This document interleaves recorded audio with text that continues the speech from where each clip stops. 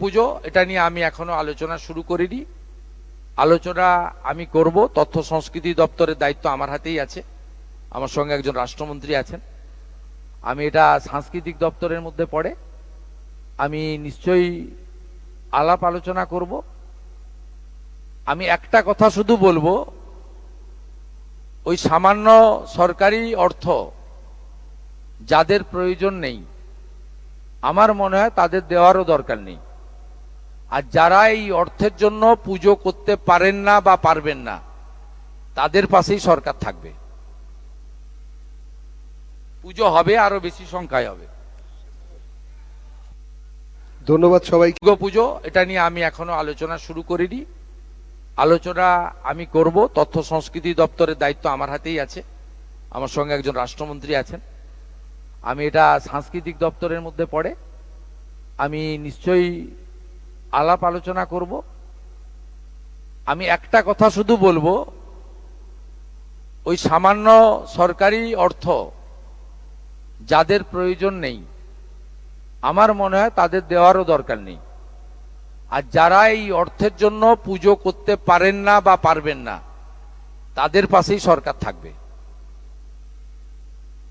পুজো হবে, আরো বেশি সংখ্যায় হবে। ধন্যবাদ সবাইকে। পুজো এটা নিয়ে আমি এখনো আলোচনা শুরু করিনি। আলোচনা আমি করব, তথ্য সংস্কৃতি দপ্তরের দায়িত্ব আমার হাতেই আছে, আমার সঙ্গে একজন রাষ্ট্রমন্ত্রী আছেন। আমি এটা সাংস্কৃতিক দপ্তরের মধ্যে পড়ে, আমি নিশ্চয়ই আলাপ আলোচনা করব। আমি একটা কথা শুধু বলবো, ওই সামান্য সরকারি অর্থ যাদের প্রয়োজন নেই, আমার মনে হয় তাদের দেওয়ারও দরকার নেই। আর যারা এই অর্থের জন্য পুজো করতে পারেন না বা পারবেন না, তাদের পাশেই সরকার থাকবে। পুজো হবে, আরো বেশি সংখ্যায় হবে। ধন্যবাদ সবাইকে। পুজো এটা নিয়ে আমি এখনো আলোচনা শুরু করিনি। আলোচনা আমি করব, তথ্য সংস্কৃতি দপ্তরের দায়িত্ব আমার হাতেই আছে, আমার সঙ্গে একজন রাষ্ট্রমন্ত্রী আছেন। আমি এটা সাংস্কৃতিক দপ্তরের মধ্যে পড়ে, আমি নিশ্চয়ই আলাপ আলোচনা করব।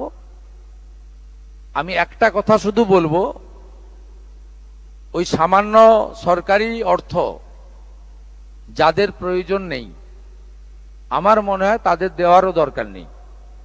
আর যারা এই অর্থের জন্য পুজো করতে পারেন না বা পারবেন না, তাদের পাশেই সরকার থাকবে। পুজো হবে, আরো বেশি সংখ্যায় হবে। ধন্যবাদ সবাইকে।